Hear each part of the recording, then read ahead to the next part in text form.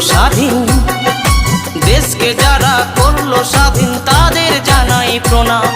ভারত মায়ের কাছে তারা গর্বেরই সন্তান। দেশকে যারা করলো স্বাধীন, দেশকে যারা করলো স্বাধীন তাদের জানাই প্রণাম। ভারত মায়ের কাছে তারা গর্বেরই সন্তান। প্রাণ দিল বলিদান, জানাই তাদের সম্মান।